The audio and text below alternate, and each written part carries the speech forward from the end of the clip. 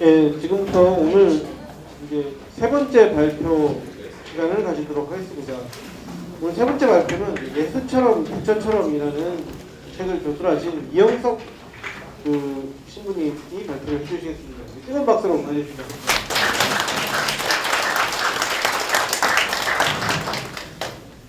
이영석 신부님에 대해서 잠깐 소개를 드리자면, 이영석 신부님은 현재 예수회 신부로 계시고, 미국 버클리 예수회 신학대학을 졸업하시고 동국대학교에서 불교철학으로 석사와 박사학위를 취득하셨습니다. 그리고 현재는 서강대 인성교육센터 교수로 재직 중이시고 인성과 영성 수업을 진행을 하고 계십니다. 제가 참 이 자리가 감회가 깊은 게, 저도 개인적으로 예전에 대학원 다닐 때 같이 수업도 듣고 술도 마시고 그래서 개인적으로는 굉장히 감회 깊은 자리입니다. 이영석 신부님을 박수로 맞이해주시기 바랍니다.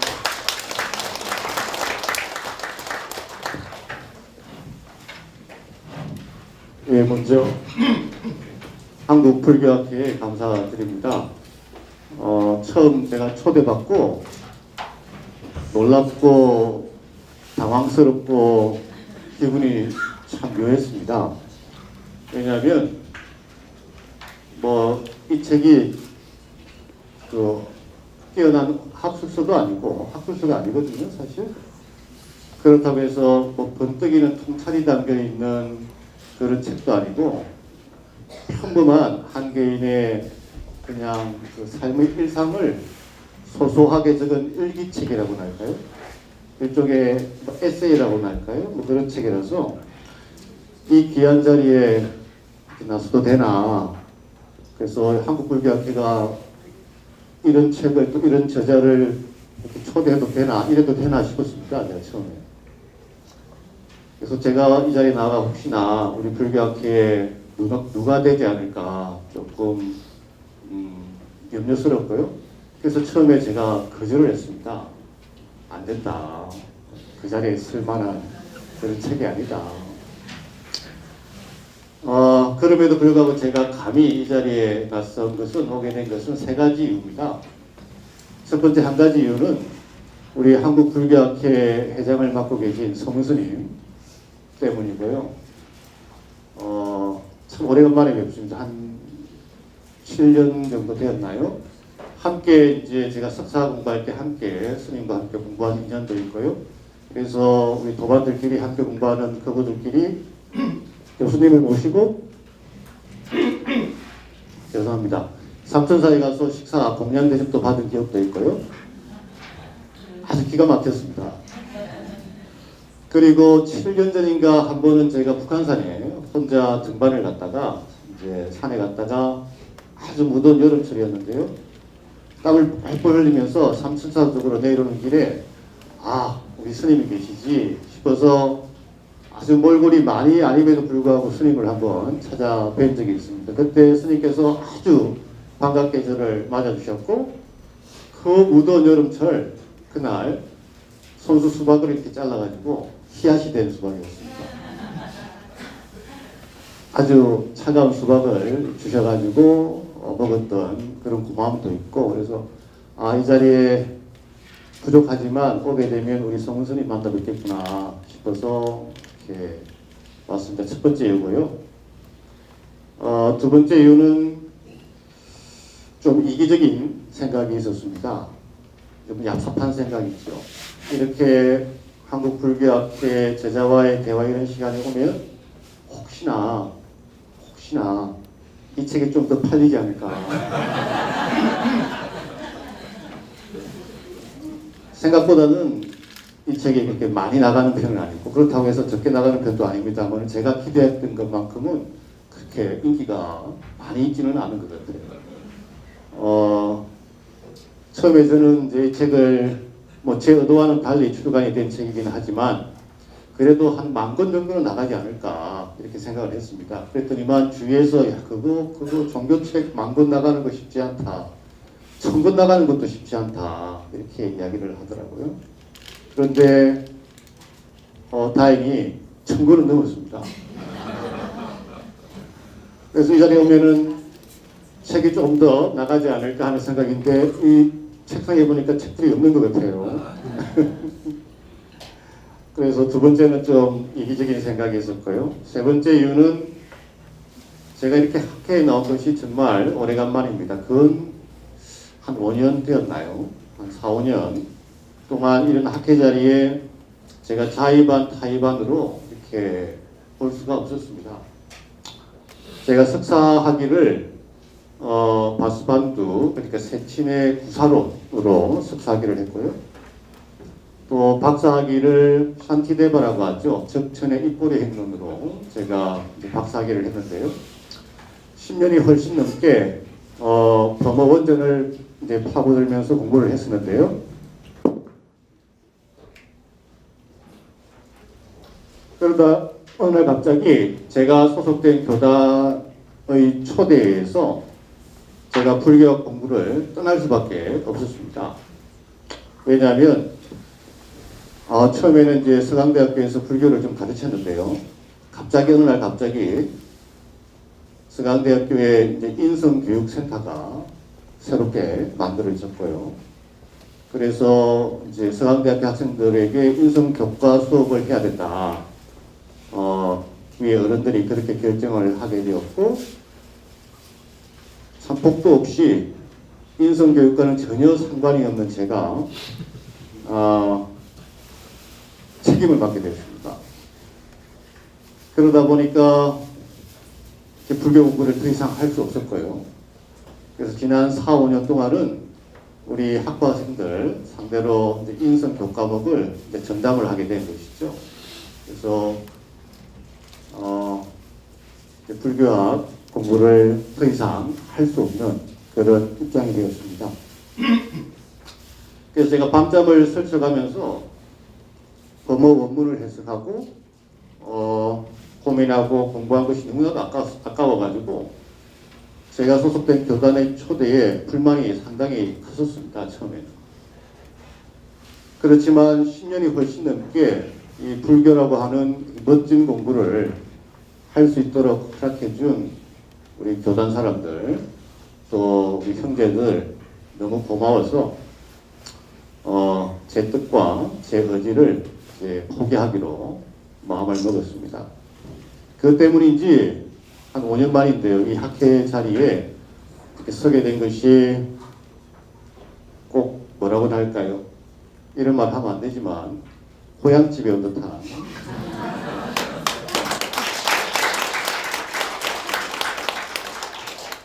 박수 받으려고 어디 나가서 이런 이야기 하면 안 됩니다.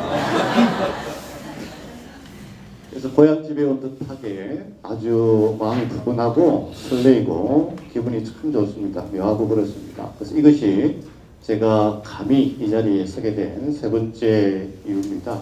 다시 한번 우리 한국불교학회 우리 성원 스님 비롯해서 우리 강인철 스님이 또 우리 이 경주에서 올라오신 또 우리 존경하는 김석철 스님도 계신데요. 네, 감사드리고 다시 한번 마음 모아서 감사드립니다. 감사합니다.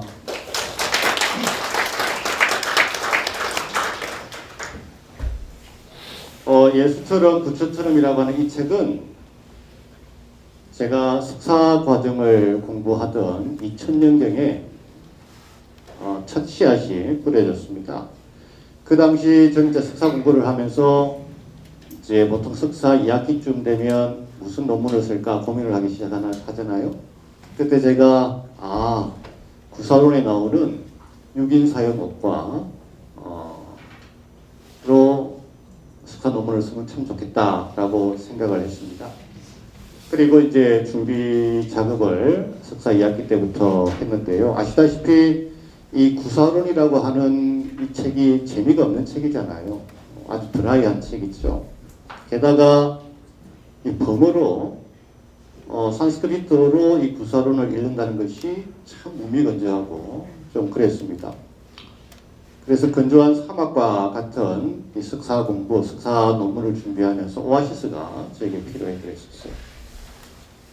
그때 마침 가산 불교 문화원에서 오래전에 열반에 드신 우리 지관 스님께서 전등록으로 이렇게 강좌를 하나 개설을 하셨었어요. 그래서 잘 되었다. 저것이 아마 오아시스가 되겠다 싶어서 가산에 제가 등록을 하고 이제 전등록 수업을 처음으로 하게 되었습니다. 등록을 하고 일주일에 한 번씩 이제 지관 스님 밑에서 이제 한문으로 된 그 경전이 있는데요. 그 강독을 했죠. 원전 강독을 하는데요. 제가 범어는 조금 했지만 한문은 도통 젬병이거든요. 그러니까 정말 힘들고 또 지관 스님께서 말씀을 참 구수하게 잘해 주시는데도 도대체 무슨 말씀을 하시는지 제가 도저히 이해가 안 됐습니다. 그래도 이제 수강료가 아까워가지고 중간에 포기하기는 좀 그렇고 그래서 일주일에 한 번씩 이제 가산에 꼬박꼬박 갔습니다. 물론 이제 지관 스님 그 말씀 듣는 것도 소중했지만 솔직히 무슨 말씀인지 알아들 수가 없었고 함께 공부했던 우리 친구들 벗들끼리 이제 강좌가 끝나고 나면 2차로 어디 가잖아요. 그게 좋아가지고 결석을 하지 않고 이제 수업을 드렸습니다. 그런데 지금 현재까지 기억나는 것이 지관 스님께서 어떤 말씀을 해주셨는지 기억나는 것이 전혀 없습니다. 그래서 제가 그때 마음먹은 것이 다른 선오록을 하나 구입해서 좀 틈틈이 공부를 해야겠다. 그래서 구입한 책이 벽암록이랑 무문관의 해설서를 제가 구해다가 석사 공부를 하면서 또 논문을 준비하면서 틈틈이 조금씩 읽어나가기 시작했습니다. 그러다가 문득 이런 생각이 들었습니다. 이 책들은 그러니까 벽암록이랑 무문관은 읽는 책이 아니구나. 읽어 내려가는 책이 아니구나 라는 그런 생각이 들었습니다. 우리 그리스도교인은 우리라고 하니까 좀 그러네요. 이 그리스도교인은 16세기에 로열라의 이냐시오라고 하는 분이 계시는데요. 이 이냐시오라고 하는 분이 쓴 영신수련이라고 하는 책이 있습니다. Spiritual Exercises라고 하는 아주 그리스도교 안에서는 유명한 책입니다. 있는데요. 이 책 역시 읽는 책이 아니거든요. 많은 사람들이 읽으려고 이 책을 샀다가 뭐 이런 책이 다 있어 하고 듣는 경우가 많습니다. 이 책은 읽는 책이 아니고요. 그 책에 적혀 있는 매뉴얼대로 기도하고 묵상하고 또 뭐 명상하고 관상하는 그런 책입니다. 제가 소속되어 있는 교단이 가톨릭의 예수의 제수이트라고 하는 교단인데요. 이 수도단체를 창설하신 분이 바로 이냐시오라는 분입니다. 이 Spiritual Exercises, 영신수련을 쓰는 분이시죠. 그래서 이 영신수련이라고 하는 책은 저에게는 호흡과 같은 책입니다. 제 삶의 양식을 예수회원들이 어떻게 살아가야 된다 하는 바를 적어놓은 매뉴얼과 같은 책이고요. 마치 우리 불교에서 말하는 각 종단의 소위경전이 있잖아, 그렇죠? 소위경전처럼 예수회원들에게 있어서는 이 영신수련이라고 하는 책이 일종의 소위경전과 마찬가지인 책이죠. 그래서 이 책 역시 무문관과 벽암록도 읽는 책이 아니구나 그런 생각이 팍 들었습니다. 그래서 읽지 말자. 그리고 공안 한 개씩 붙잡아서 한동안 그곳에 머물러 보자 라고 생각을 했습니다. 그래서 제가 첫 화두로 붙잡은 것이 벽암록에 나와 있는 이제 그 화두였는 공안이었는데요. 운문스님의 1일 호일 날마다 하루하루가 좋은 날 이런 공안이었습니다. 이 공안이 저를 이렇게 끄집어 당겼어요. 일종의 유혹을 했다고나 할까요? 그래서 벽암록이랑 무문관에 많은 공안들이 있지만 그 중에서 특히 이 공안이 저를 이렇게 첫 화두로 잡도록 이끌었습니다. 왜냐하면 논문 준비로 이렇게 좋지 않은 날 하루하루를 보내고 있던 아주 건조했던 그런 날을 보내고 있던 저에게 운문스님의 이 말씀은 이 화두는 좀 얄미웠고요. 저에게 도전적이었습니다. 1일 호일이라. 운문스님이 제자들에게 이렇게 말씀을 하시죠. 10월 이전에 15일 이전은 내가 묻지 않겠다. 15일 이후에 대해서 너희들의 이야기를 말해보라. 생각을 말해보라. 이렇게 이야기를 하는데 도대체 이게 무슨 말씀인지 뜬구름과 잡는 그런 말씀이었어. 하지만 이 운문스님의 이 말씀을, 이 화두를 제 마음속에 담아두고 몇 날 며칠을 곱씹고 또 곱씹고 이렇게 지냈습니다. 어느 정도인지는 정확하게 기억이 안 나는데요. 아마 그 한 달 정도 마음속에 이렇게 간직하고 지내지 않았나 하는 생각이 듭니다. 그러다 문득 이런 생각이 떠올랐습니다. 성경에 나와 있는 구절인데요. 너 어디 있느냐? 창세기에 나오는 구절입니다. 하느님이 선악과를 먹은 아담에게 한 질문 있죠. 성경에 따르면 하느님이 인간에게 한 최초의 질문이기도 합니다. 어디에 있느냐? 너 어디에 있느냐? 히브리어로는 아이에카라고 하는 딱 한 단어입니다. 아이에카, 너 어디 있느냐? 부처님은 알라위구의 한 마을에서 만난 필사하는 소녀에게 질문을 던집니다. 너는 어디서 왔느냐? 어디로 가느냐? 법구경 제13장에 나오는 이야기인데요. 이렇게 질문을 던집니다. 저에게는 언제나 천둥 같고 벼락과 같은 이 질문, 어디? 이 어디는 과연 어디일까? 나를 위해서 수없이 긴 시간이 지났는데 나는 지금 어디에서 무엇을 하고 있으며 어디로 가고 있는가? 이런 제 안에서 질문들이 함께 떠올랐습니다. 1일 후일 날마다 좋은 날 이 화두와 함께 말이죠. 그래서 성경에 따르면 진리는 지혜롭다는 사람과 슬기롭다는 자들에게는 감춰지고 철부지 어린아이들에게 드러난다. 이런 구절이 있거든요. 왜 그럴까? 지혜롭고 슬기롭다는 사람들은 너 어디 있느냐의 어디가 어디인지 책상에 앉아서 고민을 합니다. 밤낮으로 연구를 하죠. 그런데 철부지 어린아이들은 오늘 하루 지금 여기를 충분히 느끼고 누리면서 만끽을 하죠. 지금 바로 이 순간 아침 햇살의 축복을 누리지 못하는 사람이 어떻게 깨달음의 광명을 맛볼 수 있을 것인가? 아침 햇살의 축복조차도 못 느끼면서 어떻게 깨달음의 광명을 맛볼 수 있을 것인가? 풀벌레의 작은 소리에 귀 기울여서 듣지 못하는 사람이 어떻게 자신의 마음속에서 울리는 진리가 들려주는 침묵의 소리를 들을 수 있을 것인가? 이런 식으로 제 안에서, 제 마음 안에서 선사들의 말씀과 또 성경의 말씀이 자유롭고 편하게 마치 어린아이처럼 어울려서 뛰놀았습니다. 어린아이처럼 어울려 뛰노는데 종교 간에 서로 다른 교리나 개념 이런 것들은 전혀 저에게 문제가 되지 않았습니다. 이런저런 생각들이 떠오르면 그날 밤에 잠자리에 들기 전에 그 생각들을 정리를 하지 않고요. 그냥 날 것 그대로 조금씩 일기 형식으로 적어두었습니다. 첫 작업이 꽤 신선했습니다. 신나고 즐거웠습니다. 이렇게 하는 거 참 재미있구나 그런 생각이 들었습니다. 그래서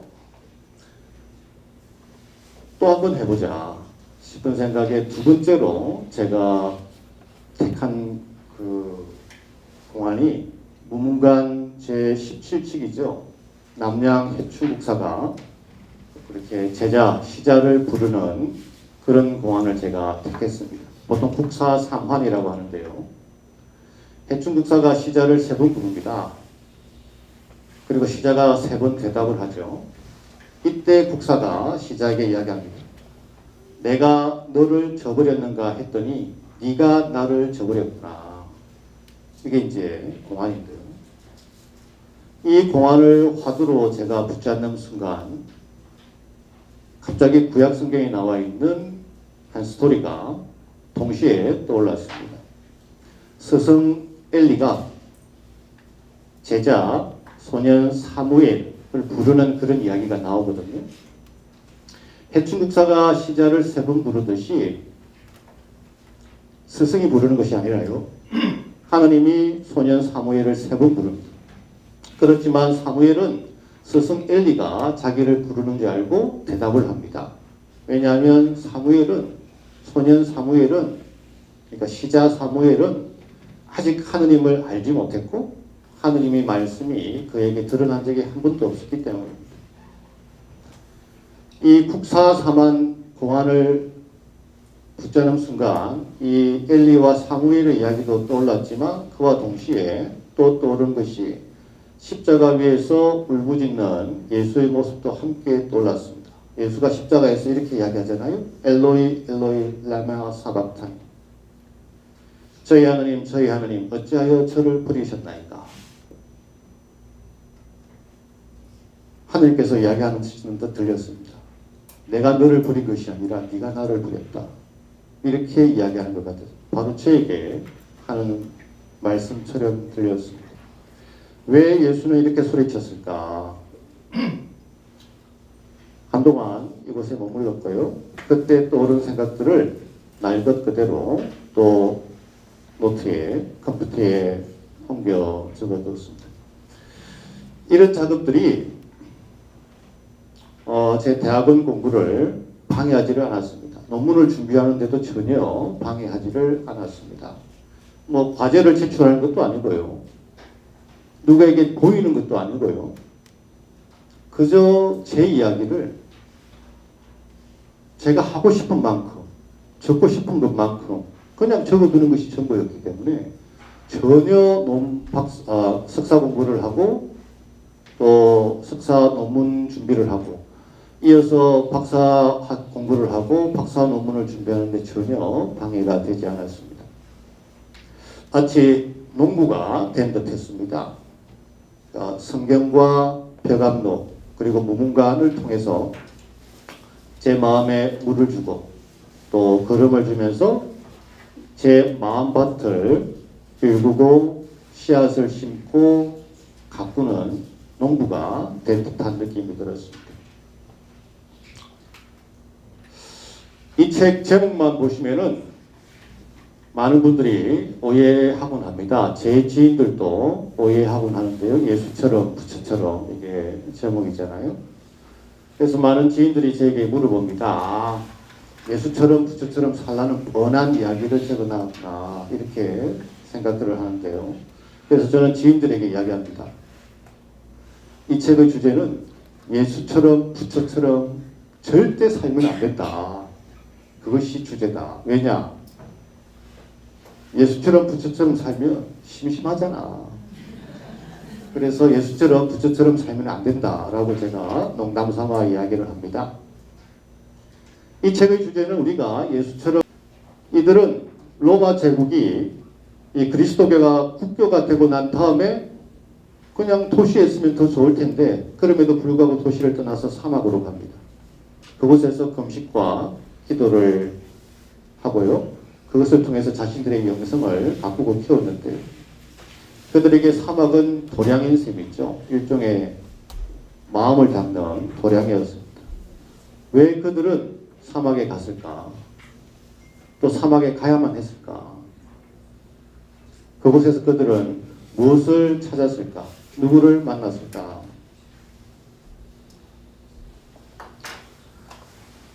제 자신의 삶을 성찰하기 위해서 예수님의 말씀이 담긴 이 성경과 부처님의 가르침과 선사들의 말씀이 담겨 있는 무문관이라고 하는 책을 이제 활용을 했는데요. 제 생각으로는 성경이 아무리 거룩한 책이라고 하더라도 제 자신의 삶에 생명을 주지 않는다면, 무문관이 아무리 훌륭한 책이라고 하더라도 제 자신의 삶에 빛을 비춰주지 않는다면 그것은 그냥 종이 조각에 불과하구나 라고 저는 생각을 합니다. 앞서간 위대한 선배들이 남기고 간 찌꺼기에 불과하구나, 쓰레기에 불과하구나. 이런 찌꺼기와 쓰레기를 많이 안다고 우리가 머릿속에 담고 있으면 결국 나는 쓰레기 독밖에 되지 않는 것이구나. 그래서 성찰이라고 하는 방법론을 통해서 이 성경과 무문관이 나의 일상 속에서 살아 숨쉬는 글이 되도록 만들어 보자는 취지로 이 작업을 꾸준히 해 나갔고요. 그러다가 한참 뒤에 2년이 되어서 책으로 출간하게 되었습니다. 원래는 책으로 낼 생각이 전혀 없었던 책이죠. 한 10여 년 석사를 공부하고 박사를 공부하면서 이렇게 공안 하나씩을 택해서 제가 화두로 이렇게 삼고 머물다가 아주 거칠게 날 것 그대로 어쩌고든 그렸기 때문에 책으로 낼 생각은 전혀 없었습니다만은 어느 날 갑자기 몇 년 전이죠. 저기 이제 다들 아시겠지만 백남기 농민이 이렇게 경찰이 쏜 이 물대포에 맞아서 돌아가시는 그런 사건이 발생을 했습니다. 신부들은 보통 이제 그런 사건들이 발생하면 거리에 나서기를 좋아하잖아요, 그죠? 그래서 몇몇 신부들이 함께 거리에 나서서 이렇게 미사라고 하죠. 전례를 하는데요. 공교롭게도 제가 미사를 주례를 집전을 하는 기회가 되었습니다. 그때 제가 보통 그렇게 미사를 주례할 때 부처님 말씀과 예수님 말씀을 이렇게 좀 짬뽕시키는 걸 좋아하거든요. 그날도 이렇게 미사를 주례를 하다가 제 강론으로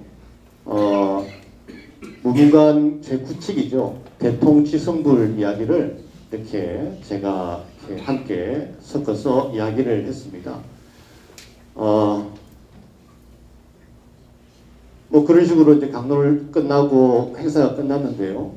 신부들이 한 10여 명이 이제 마치고 난 뒤에 뭐 어디를 가나 뒤풀이는 있습니다. 그죠? 뒤풀이 자리를 이렇게 하고 있는데 제 선배 신부 한 분이 저보고 하시는 말씀이 야, 이 신부 너 오늘 부처님 말씀과 그렇게 성경 말씀을 이렇게 하는데 참 신선하던데 혹시 그런 거 있으면 한국 가서 책으로 한번 내봐. 그렇게 이야기를 해요. 그래서 아이 무슨 책은 책이냐. 막 쓸데없는 소리 하지 마시고 술이나 드십시다. 이렇게 하고 이제 자리를 파고 집으로 돌아왔는데요.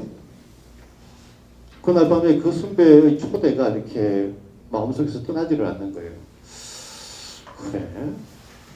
그래서 이제 컴퓨터를 열고 그동안 제가 10여 년 동안 이렇게 날 것 그대로 적어놓은 글들을 이렇게 쭉 보니까 A4지로 한 1,100백 장이 되는 거예요. 그러면 이걸 한번 요리를 해볼까 그런 생각이 들었어요. 그래서 무문관 부분만 이렇게 뽑아보니까 한 400페이지 정도가 되더라고요. 그래, 그러면 틈틈이 한번 이건 한번 정리해보자 라고 이제 정리를 하기 시작했습니다. 정리하는데 한 1년 정도 걸린 것 같아요. 그래서 이 책이 이제 다듬어져서 나오게 되었습니다. 아무튼 이 책의 주제는 성찰입니다. 성찰인데요. 자기 자신을, 자기의 삶을 한번 되돌아보자. 그런데 우리 주위에는 이 성찰이라고 하는 것을 달갑게 여기지 않는 분들도 꽤 많습니다. 왜냐하면 이 성찰이라고 하는 것은 다른 사람의 발자국을 보기 전에 자기 자신의 발자국을 먼저 보라 라고 초대를 하기 때문입니다. 남의 인생을 참견하기 이전에 네 인생부터 돌보라 라고 초대를 하는 것이기 때문입니다.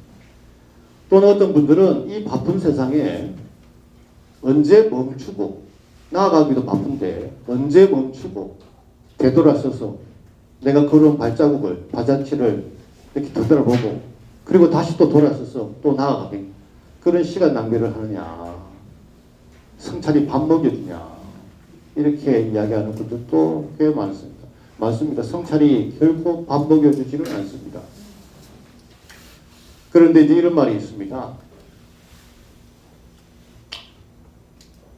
제 어머니가 제가 대학 시절에 제가 연애를 좀 했었거든요. 일반 대학교 다닐 때. 그래서 학부 시절 제 성적이 거의 뭐 2.0대를 뭐 2.04, 뭐 2.1 이랬습니다. 제 모친이 저보고 항상 하시는 말씀이 사람이 밥 먹여주냐, 공부 좀 해라 이렇게 말씀하셨어요. 그때 제가 그런 말씀을 어머니께 해드렸습니다. 어머니 맞습니다. 사람이 밥 먹여주지는 않지만 사랑을 하게 되면 밥맛이 좋아집니다. 성찰도 마찬가지입니다. 성찰이 밥을 먹여주지는 않지만 우리가 성찰을 하게 되면 내 삶을 되돌아보게 되면 밥맛이 좋아집니다. 성찰을 하면 삶이 풍요로워지고요. 충만해지고요. 그래서 밥맛이 좋아집니다. 그래서 이 성찰이라고 하는 말과 같은 맥락으로 제가 이 책 예수처럼 부처처럼 곳곳에 회광반조라고 하는 말을 썼습니다. 또는 조고각하 이 말도 썼는데요. 반복해서 사용을 했습니다.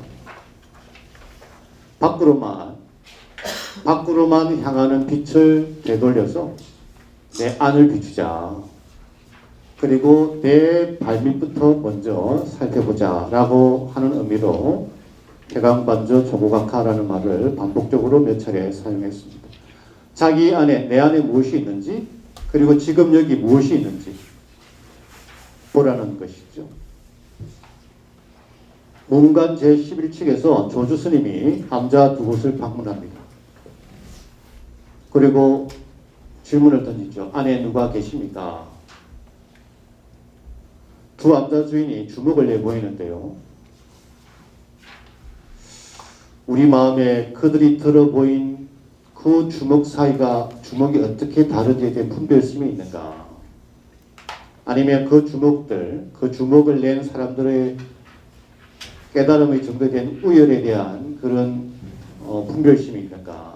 차별심이 있는가?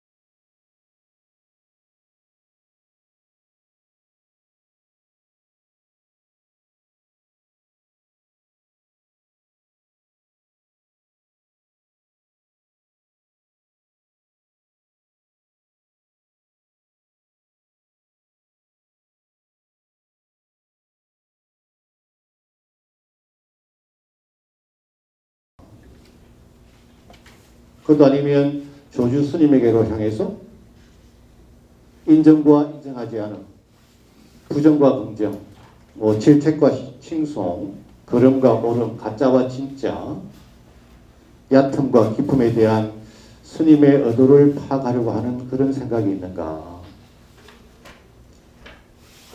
이런 생각들은 빛을 바깥으로 돌리는 것이죠. 회광반조, 곧 밖으로만 행하는 빛을 되돌려서 내 안을 비추자. 그리고 내 마음 안에 지금 무엇이 있는지 한번 살펴보자. 그런 의미로 제가 이 책을 에세이풍으로 또 제1기 형식으로 조금씩 적어두었습니다. 이 성찰이라고 하는 것, 그리고 회광반조는 또한 위대한 종교들이, 위대한 모든 종교들이 갖고 있는 하나의 큰 발견이 있죠. 작지만 위대한 발견. 내 탓이다, 내 탓이요 라고 하는 것과도 일맥상통한다라고 저는 생각을 합니다. 그리스도교는, 특히 가톨릭은 모든 전례 행위를 할 때 내 탓이요를 먼저 외쳐요. 내 탓이요, 내 탓이요, 내 탓이요를 먼저 외칩니다. 불교 역시 마찬가지입니다. 저도 이제 법문 자리에 이제 이렇게 스님들이 초대하면 함께 가서 예불도 드리는데요. 뭐 그런 말이 있잖아요. 법문하기 전에 아석소조 제하급 이런 식으로 하는 말이 있잖아요. 그렇죠? 그동안 제가 지은 수많은 악업, 저도 모르게 뿌리 박힌 삼독 때문인데요. 이 것들을 참회하나이다 라고 합니다. 불교도 그렇고 그리스도교도 마찬가지입니다. 내 탓이요. 가끔은 자신의 허물을, 자신의 부족한 점을, 자신의 죄를 보고 스스로 죄인임을 고백하는 것이, 참회하는 것이 긍정적이지 않다. 그래서 부정적으로 바라보는 사람들도 있습니다. 그런 학자들도 있고요. 이것들은 건강한 신앙이 아니다 라고 이렇게 주장하시는 분들도 있습니다. 하지만 내 탓이다 라고 하는 이 작지만 위대한 자각으로부터 겸손과 관대함과 용서가 샘솟기 시작합니다. 이보다 더 긍정적이고 건강한 영성이 어디 있을까 저는 개인적으로 생각을 하고요. 모든 악의 뿌리는 네 탓이다 로부터 흘러나온다고 저는 생각을 합니다. 교만과 미움과 분노, 언제나 남 탓이라고 하는 쉬운 선택부터 출발하는 것이 아닌가. 그래서 자신의 삶과 자신의 내면을 성찰하면서 우리가 내 탓이요 라고 고백하지만, 외치지만 이 외침은 결코 자신을 향한 비난의 손가락질도 아니고요. 자기 혐오의, 자기 비하의 손가락질도 아닙니다. 성찰이라고 하는 것들을 오해를 하는데요. 성찰은 자신을 비난하거나 손가락질하는 것이 아니라 자신의 발자국을, 내가 걸어온 삶의 자취를, 그것들이 긍정적이든 부정적이든 있는 그대로 포근히 감싸 안는 것입니다. 그 어떤 판단도 배제한 채 있는 그대로 바라보는 것. 그래서 이 성찰이라고 하는 키워드를 이 책 곳곳에 배치를 했고요. 또 이 책의 주제라고 할 수 있겠습니다. 또 제가 이 책 틈틈이, 이 책 중간중간에 그리스도교는 불교로부터 배워야 한다 라는 이야기도 적어주었습니다. 왜냐하면 아무래도 이 책을 읽는 대다수의 독자들이 제가 가톨릭 신부니까요. 그리스도교 신자들이잖아요. 그래서 그리스도교 신자들은 불교로부터 배워야 한다라고 적었습니다. 불교가 그리스도교로부터 배워야 한다라고는 단 한마디도 적어주지 않았습니다. 사람마다 생각들이 다르겠지만 저는 종교 간의 대화, 또 종교인들의 만남, 이런 아름다운 자리는 종교 간의 우열을 따지는 그런 자리가 아니라요. 교리나 철학의 우위를 따지는 그런 자리가 아니라고 저는 생각을 합니다. 자기 종교의 우위를 항변하기 위해서 공부하는 것도 아주 좋지만 그보다는 다른 종교의 가르침과 또 실천을 통해서 하나라도 더 배우는 것이 더 유익하다라고 저는 생각을 하고요. 그래서 경청의 가치와 또 소중함에 대해서도 무문관 27칙 부분에 함께 적어두기도 했습니다. 시간이 꽤 지났는데요. 제가 우리 강행철 총무님한테 받은 시간이 이제 거의 다 돼서 나머지 부분은 생략하도록 하고요. 제가 이 예수처럼 부처처럼이라고 하는 이 책을 이렇게 날 것 그대로 적어둔 책을 나름대로 다듬어서 책으로 출간되었는데 무문과 48가지 공안을 제가 마음속에 품고 제 일상의 하루에 하나씩이 아니죠. 때로는 하루에 하나, 때로는 뭐 일주일에 하나, 한 달에 하나, 뭐 몇 달에 걸쳐서 하나 것도 있고요.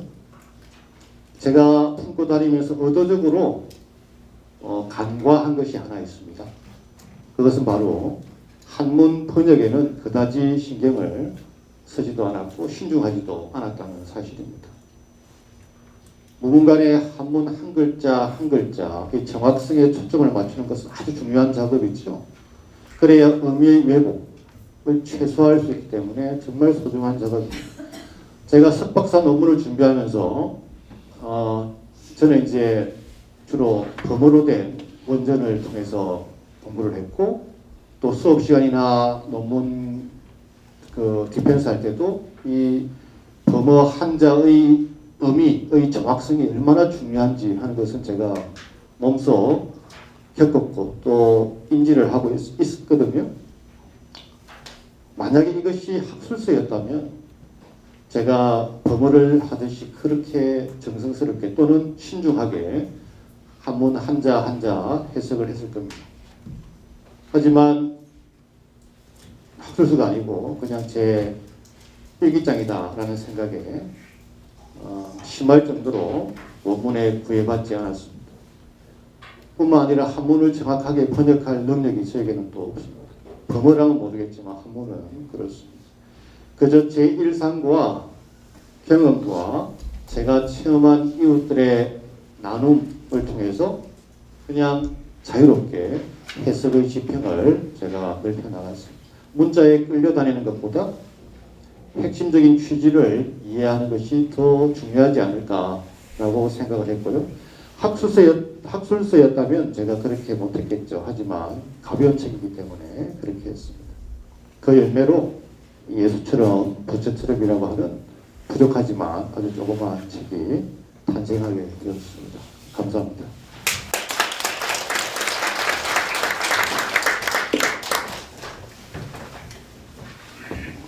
예, 이영석 신부님 좋은 강의 감사드립니다.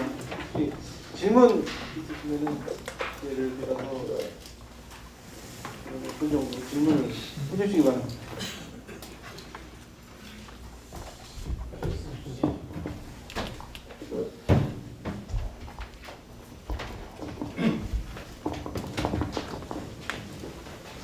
예, 좋은 발표 잘 들었습니다.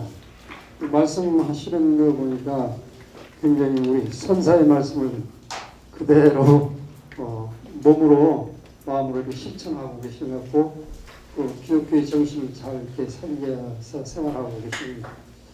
수행자의 면모라고 할까요? 예. 그래서 뭐 학자라기보다는 제가 보기에는 정말 수행을 하신 경험이라고 체험을 이렇게 담담하게 이 사상 저 사상 가릴 것 없이 그것이 옳다고 생각하면은 거침없이 불교의 얘기든 기독교의 얘기든 아울러서 문장을 구성한 것으로 이렇게 추론해도 괜찮은지 이제 그렇게 이제 생각이 들고요. 내용인즉슨 지금 이영석 신부님께서는 결과적으로 팔을 가리키는 손가락이 문제가 아니고 팔을 직접 보는 것을 계속 지금 말씀하고 계시거든요. 네, 그래서 그런 방법론적인 점에 있어서는 또 이제 수행의 세계에서 불교든 기독교든 공통이라고 같은 길을 걸을 수 있다는 그런 생각도 했고요. 또 아까 이제 말씀하시기를 교리에 관해서 철학적이거나 뭐 중적이거나 이런 그 우위를 따지는 것이 아니라 그 실천 그 자체 속에서 그 참된 삶을 사는 것. 결과적으로 중요한 것은 우리가 어떻게 하면 참된 삶을 살 수 있느냐가 생명이지, 예, ABCD 따지는 것좀 이렇게 분석하는 것 자체는 사실 별로 의미가 없거든요. 예, 그런 것을 요즘 그 신부님이 이 글 속에서 두 길을 제시를 했거든요. 불교에서 얘기하는 것처럼 세속제와 이제 그 제일의제처럼. 그래서 굉장히 그 감명을 받았는데, 한 가지 더 이렇게 제가 여쭙고 싶은 것은 그런 생활을 또 아까 말씀하시면서 술도 한잔 하신다고 하셨거든요. 그래서 한 잔 하지 않고요, 여러 잔. 그런 것을 떠나서 우리가 얘기하는 그 정신세계의 순수성, 그 순수성을 좀 더 살릴 수 있는 굉장히 좋은 방안이라고 할까, 이런 것을 거침없이 이렇게 아울러서 이렇게 말씀해 주셨는데, 실제로 우리 신부님은 그런 길을 걷기 위해서 어떻게 이제 일상생활을 하고 계시는지 좀 더 구체적으로 자기 체험이라고 자기 생활을 우리한테 말씀을 해주시면은 캐톨릭의 수행자는 이런 방법으로 수행을 하는구나 하는 것을 우리가 이제 익힐 수도 있거든요. 아까 말씀하시길 기독교는 불교를 배워야 된다고 했는데, 우리가 이제 우리 불교인이 기독교를 배우는 방법도 그 속에서 얻을 수 있지 않을까 싶어서 말씀드립니다. 감사합니다. 뭐 특별하게 하는 건 없습니다. 없고, 아마 가톨릭 안에도 이렇게 교단들이 다양하게 있기 때문에 카리스마라고 하는데요. 이렇게 또 일종의 뭐 소외경전 제가 비유를 들었습니다만은 삶의 방식이 조금씩 달라요. 그런데 제가 소속되어 있는 예수회라고 하는 이 수도단체는 물론 공동체 생활을 하고요. 신부들끼리 함께 모여서 함께 전례를 같이 하게 되고, 하루에 꼭 1시간 이상 모여서 함께 기도하는 그런 시간이 있습니다. 뭐 일상은 그렇게 하고, 또 예수라고 하는 수도에는 파견되는 그런 정신이 강한 수도이기 때문에 함께 기도하고 난 다음에는 각자의 일터로 파견되어서 또 함께 그 일을 하고요. 제가 공동체에서 예수회라고 수도단체 안에서 이렇게 생활하면서 저희 형제들이 저를 부르는 호칭이 좀 특이하게도 저를 향해서 스님이라고 부릅니다. 그래서 제가 어디 갔다가 들어오면 스님 들어오셨습니까? 밥 먹으러 식당에 다녀가면 아유 공양하러 오셨습니까? 물론 제가 처음에 석사 공부를 시작할 때 저희 교단에서 다 찬성한 것은 아닙니다. 제가 공부를 하고 싶다라고 이렇게 말씀을 드렸을 때 정확하게 한 반반 정도로 갈렸던 것 같아요. 왜 굳이 불교 공부를 하려고 하느냐. 그래서 그냥 좋아서 하고 싶습니다. 허락해 주십시오. 그래서 반신반의하면서 이제 허락을 해주셨는데요. 지금은 제가 뭐 10여 년 불교 공부를 하면서 저희 공동체 회원들이 당연히 저 녀석은 신부 같기도 하면 신부의 탈을 쓴 스님이다. 이렇게 꼭 우리가 세친을 두고 그렇게 농담을 하는 것처럼 그렇게 농담도 하고, 그래서 저희 공동체 식구들이 고맙고요. 제가 공부를 하는데 그렇게 큰 장애가 되지 않고 오히려 격려를 해줬고, 그래서 비록 제가 10년이 넘게 공부를 했습니다만은 교단에서 다른 초대가 들어왔을 때 10년 넘게 기다려주고 격려해주고 공부하도록 허락해준 교단과 형제들이 고마워서 아까웠지만 이제 불교 공부도 이제 그만두고 다른 소임을 맡을 수 있는 그런 내적인 자유도 함께 있었고요. 뭐 그랬습니다. 아까 중에 뭐 그 겨눌망주라고 하죠. 그러니까 달을 보되 손가락을 잊어라 이런 하는 말씀인데요. 수가름도 아주 중요합니다. 서로 간에 고유한 영역들이 있죠. 고유한 영역들의 그런 다름들은 다른 그대로 존중을 해야 되고요. 하지만 그곳에 너무 매여 있으면 정말 답을 못 보는 경우가 있기 때문에 서로 다른 부분, 차이점은 차이점대로 존중을 하되 그 너머의 것을 볼 수 있는 그런 뭐라고 할까요? 마음의 공간이라고 할까요? 그런 것들을 수행자들이 가지면 좋지 않을까라고 개인적으로 봅니다. 먼저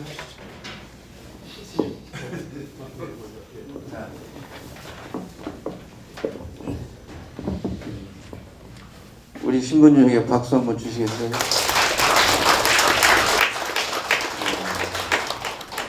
이 앉아 계신 이제 신부님 소속은 예수회 신부님이죠. 그 수도회가 그 소속에 따라서 수행하는 마인드가 좀 차이가 있는데요.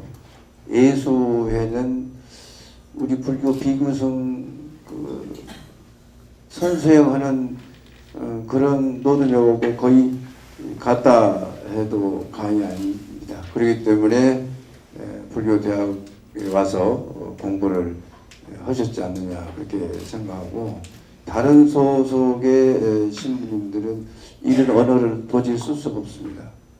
쓰면 이단으로 그 교단에서 존재할 수가 없다고 해도 과언이 아닌데요. 예수회 신부님들만, 그러니까 서강대학 총장을 하셨던 그 키가 크신 신부님 계시죠? 지금은 안 하시죠? 네, 박홍 그 총장님, 제가 그 어떤 행사장에서 만나면은 내 반야신경 읽은 소리 듣고 나한테 일부러 오셔가지고 선생님 독경 소리가 너무 우렁차십니다. 정신 버떡 났습니다. 그 총장님도 예수의 그 소속이시거든요. 오늘 이 신부님 말씀을 이제 듣고 보니까 우리 불가에서 그 선종에 관한 것은 세 종류의 텍스트가 있는데, 지금 말씀하신 게 이제 선종, 무문간, 그다음에 백암록, 종용록, 이 세 가지를 들 수가 있는데, 지금 무문간은 48칙이죠. 이 48칙으로 성경에 나타나는 신문이 의문점을 48쪽으로 해결했다. 그렇게 제가 해석을 해도 될까요?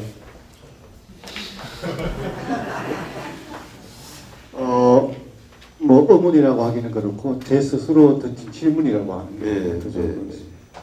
그래서 이제 성경에 나오는 이 신부님의 이 성경 공부를 이제 평생 해오셨는데, 거기서 신부님께서 명확하게 이것은 이거다라고 본인이 답을 찾아오는데, 이거다라고 정의를 하기에는 명쾌하게 답을 못 찾을 수 있었을 것이다 라고 생각할 때, 무문 48집을 통해서 바로 이게 답이구나 라고 봤을 때, 무문 48쪽에 있는 질문과 답변이 성경에 안 있었다 하는 것이죠. 그렇게 나는 받아들이고, 또 무문 48쪽을 스타트하고 또 이 한 일구마다 하도로서 본인이 이렇게 치대고 떼안고 그 무수한 세월 속에서 그런 언어를 찾아서 성경과 같이 소통을 했다. 그렇게 생각을 해볼 때 우리 신부님은 해탈 열반을 했다. 그렇게 말씀을 드릴 수 있을 정도로 아주 훌륭한 그 48쪽, 제가 48쪽을 쭉 한번 보고 제가 이렇게 생각을 들었는데, 아마도 그렇게 여러분도 같이 동감하지 않을까 그렇게 생각을 합니다. 여기 지리는 그냥 이 성경의 그 질문을 48쪽으로 답변했다. 성경의 퀘션을 4점으로 답변했다. 요거 범위에서만 여러분이 함께 질의응답을 해주시기를 부탁드리고, 그 외에 이전 것은 여기에서 논의되지 않았으면 이 지금 저자의 만남이 굉장히 순수하고 담백하고 아름답게 향하지 않겠나 그렇게 생각합니다. 동의하십니까? 네, 고맙습니다.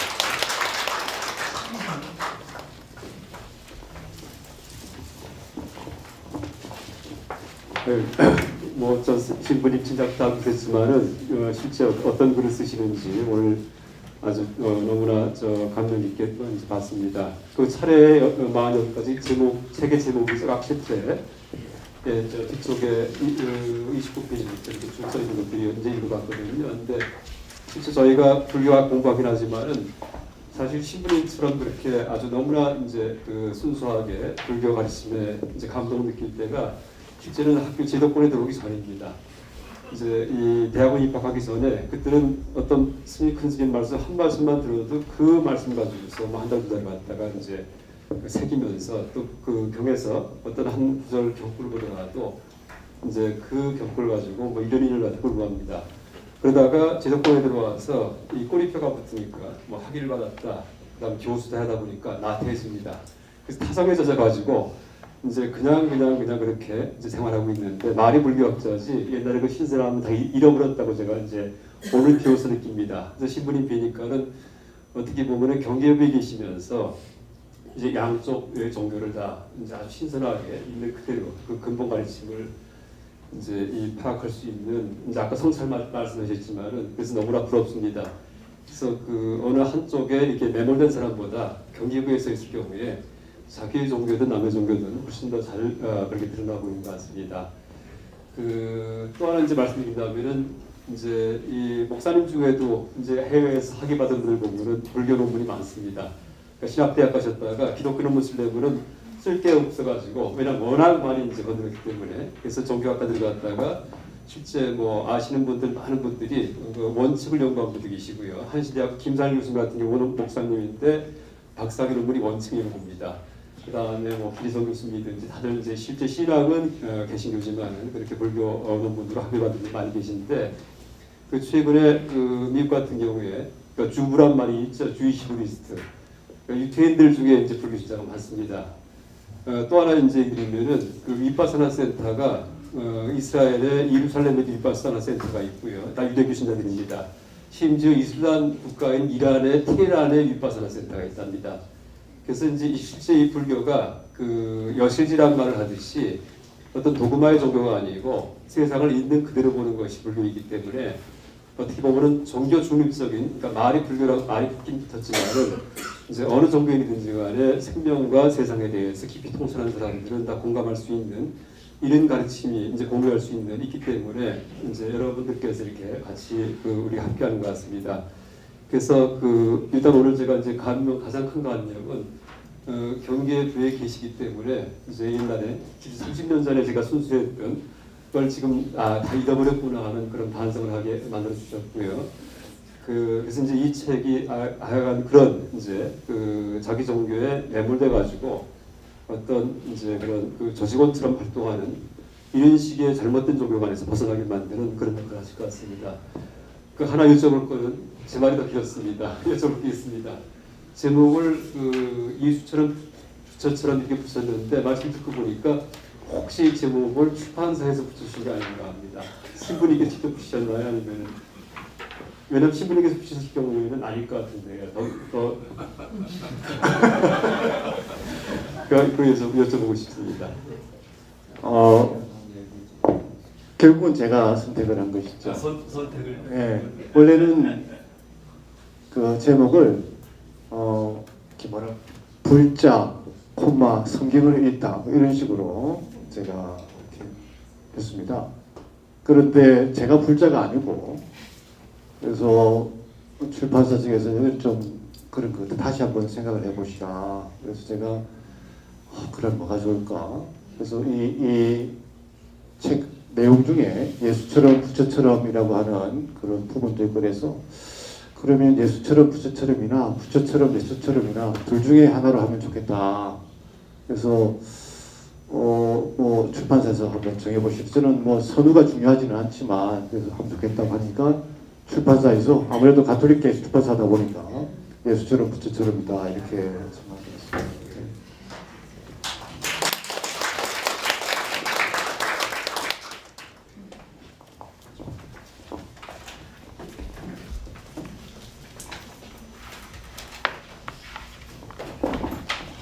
예, 이상으로 그 이영석 신부님의 발표를 마치도록 하겠습니다. 예, 그러면 뜨거운 박수 보내주시죠.